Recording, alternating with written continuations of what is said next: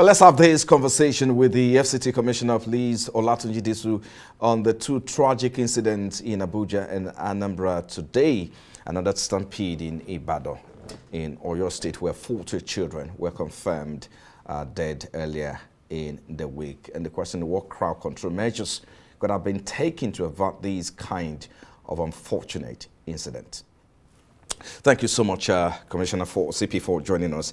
I understand, of course, the police, of course, is putting a foot on ground after such, an incident. I mean, so sudden. But speak to us about, were you aware of these event before now? And if not, was there a breakdown in communication? Let me put it that way. I was not aware of this program, and unfortunately it's a very big one, because after the incident, when I met the church organization, people who organized the program, I was made to understand that it was even going on simultaneously everywhere in the Federal Capital Territory. Everywhere they had Catholic Church, the program they referred to as sharing was taking place simultaneously. I never got that. They never contacted me. If they have done that, we will have organized security for them, officers trained in crowd management to assist in managing that situation. Because, I mean, we all agree that there's nothing wrong with palliatives.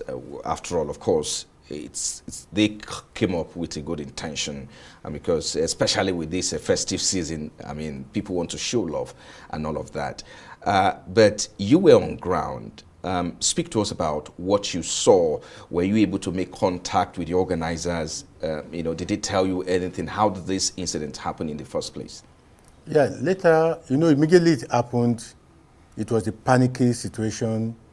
Officers rushing in to assist to rescue people who were not breathing at that particular moment, rushing people to hospital, getting vehicles to assist, and most importantly, to stop the stampede. It took a lot of time for these victims to get to the hospital. I see it as a kind of situation that could have been managed if we had been properly briefed. And the Inspector General of Police have come up to say that they should inform us on time whenever this kind of activity will be taking place. Do you think this tragedy highlights a need, to create a kind of, robust framework to monitor such large gatherings going forward? I mean, do you have such on ground? And if you have that on ground, what is the police doing to prevent, such a situation going forward? This is the end of the year, and it's the period where we have a lot of activities, gatherings. It's a period when people want to give back to the society. A lot of palliative groups are coming up daily. It's something that is gathering more momentum every year. And I agree with you that we should be more organized. The police are trained to manage crowd. If they are told on time, we will have been able to come up with a robust plan to ensure that we nip this in the bud. At the same time, we have our sister agencies too, where we collaborate, the civil defense and other organizations like that, where we collaborate to assist. We collaborate, we work together. If we have gotten this information, like when the incident happened, the civil defense too got information and they joined us there to assist in maintaining and evacuating the crowd that gathered. This is something that is happening almost everywhere in the nation at the same time. Almost every day in the Federal Capital Territory, things like this were going on.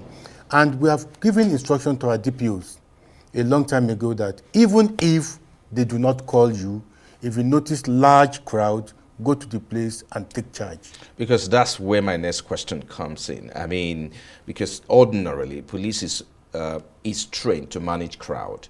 And so the questions that a lot of people have been asking is that, I mean, what is the police doing, especially when they get notice, or perhaps they get a wing of maybe there's a large crowd?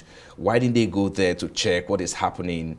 So that's the question. How do you address that concern that police should not wait until they are invited to manage a large crowd such as this? I agree with you. You know, I told you that this is the end of the year where we have a lot of activity taking place at the same time. Look at this particular incident, happened 6 o'clock in the morning. Can you imagine people have gathered there? Some people even slept there because the church said they have been doing this for over 10 years. So the incident, the stampede, took place very early in the morning, and the police were not informed. Just like I mentioned earlier, it had been a standing instruction. Do not wait until they call you whenever we notice things like this. We have handled a lot of crowd pulling events, church organizations bringing in over 4 million people, 3 million people, and then we have been able to manage it successfully. But these are happening spontaneously everywhere. So it's not about, you know, lack of capacity on the part of the police. It is not that. For even that church, despite the fact, take the number of crowd they had, even let's say 2,000 people were there. With deployment of just 10 policemen, they will have been able to handle that situation very well. It only means taking effective charge of the crowd, telling them what to do. They will have been able to manage. Just 10 policemen will manage that situation very well. Nigeria has seen similar incidents during the past relief, effort. We've seen that, of course, the battle just happened. I mean, the Okijas just happened again, and now Abuja. So why is it that we're yet to develop a robust framework for safe and efficient distribution of palliative that is enforceable on any organization, be it religious or political or secular? You know, I told you, we have directed our men not to wait. We don't need to wait for any policy before we know what to do. My job as a policeman is to prevent breakdown of law and order. And what happened just falls within the scope of my duty. We have mentioned to you, officers have been given instructions, DPOs know their work. Anywhere they see crowd, they take charge of it. So we don't need to wait for any policy. Okay, let's go, look at the holistic effort of the Nigerian police, especially in the Yuletide season, in terms of management of crowd, the security of lives and property. What's your plan going into the Yuletide? I mean, there's movement up and down, and so what's in the offing at the moment? What are you doing to ensure that there's security of lives and property? You will notice in the Federal Capital Territory, for example, you will notice you have started seeing more policemen on the street than previously. They are there for certain reasons. And then we noticed that the outskirts of the town were less policed. If you go around now, everywhere, especially every border of the Federal Capital Territory with our neighboring states, you will notice a lot of policemen moving around. We have done our feasibility studies, crime mapping. We know where crimes are surging up. And I will give you an example.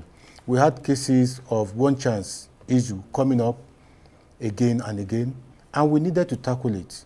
So you see policemen on the road doing signs of checking, which has led to the recovery from this one chance over 20 of the operational vehicles. And so far so good. December, we just have some few months to end this year. We have done very well from the beginning of the year to this moment, and then we still want to maintain this strategy that has given us so much success.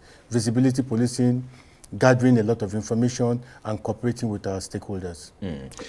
If you look at the video earlier, I mean, we saw sometimes we saw that you organize training for the policemen and all of that. But some have argued that the police still do not have, the capacity in terms of the required training and all of that. And that's why sometimes you see a lot of crimes are committed unnoticed. Speak to that issues. For those who say, look, the police has no capacity, to deal with the high rate of insecurity in the country at the moment. How do you address those concerns? I do not want to agree to that. Yes, we said we did training of our officers. That's the normal thing that we do. It's a periodic thing. And it's most especially the Inspector General of Police have said it time and time again for all commissioners of police to ensure that they stick true to timing of the training of their police officers. He has given 3 months, 2 months, 4 months. There must be constant training of officers, especially in the use of their weapons and other devices that they use in day-to-day activities of policing. Policing is a very difficult job. It's a taxing job that needs capacity development. And the federal government, through the Inspector General of Police, are doing a lot to develop the capacity of the officers. Yes, if you calculate the ratio of the officers we have in this country to our population, I still think we are grossly under policed. So far, so good. You know, because I asked that question earlier, because in terms of, if you look at other crimes, you know, there are integration of technology in fighting crime. There's also, and when it comes to intelligence gathering as well, you know, you also need to deploy technology. I mean, that's what is obtainable in other crimes. Are you also looking in this direction? What is the plan, you know, to integrate technology into your fighting of crime, safety of property, safety of lives and property? Let's talk about that as well. That is happening as I speak with you. We are no longer doing the usual manual policing that we used to do. We have infused technology in our day-to-day activities. We deploy drones. We develop analyticals. We gather data. We are able to predict where likely crimes to come up. So all these are modern policing. We are deploying AI in our day-to-day policing as well. And especially in the management of our crime data. These are new developments we are coming up in the Nigerian police. And even recently, the Inspector General of Police started building of state-of-the-art police station that could stand the test of time. CP, just before I let you go, I mean, address the issue of, you know, the recent directives, you know, to ban the use of tinted glasses. I mean, for car owners. I mean, some people criticize that move and say, look, it is too sudden and it is too impromptu. How do you address that concern? And some people also say, look, it's not about banning, you know, tinted glass. It's not about just the measures alone. It's also about what the police is doing, you know, how strategic the police is in fighting crime as well. So speak to that issue. So what's the update on it? Have you been able to put a stop to it, or is it still being applied by your, or either enforced by your men? First and foremost, I want to let you know that we have the act that have to do with tinted glasses. And in it, they have mentioned that only 2 instances will allow you to tint your vehicle: security and medical. Now, what prompts our actions? We notice increase in issues of one chance. And as I speak with you, we have about 25 vehicles, within 3 weeks, 25 vehicles recovered from one chance operators. And they are still using tinted glass. They are still there for everybody to see. All the vehicles were tinted. All the vehicles were tinted. We have interviewed victims of one chance. And they mentioned to us how painful it was for them to be sandwiched between these criminals, and they will pass between policemen, they will pass between crowds, and nobody will see that they are in distress. A lot of kidnappers have done their crime, their trades, with people put inside vehicles that are tinted. So we started thinking about it. 25 vehicles, all tinted, used by one chance operators. That means we have been able to remove about 25 different groups of one chance operators from circulation. And at the same time, there is a new trend with people tinting their glasses. After tinting the glasses fully, they are now beginning to tint the windscreens of the vehicle. For God's sake, what are they hiding? I think a good place to leave the conversation. FCT Commissioner of Police, Mr. Olatuji Disu, thank you for coming on Newsnight. Thank you so much.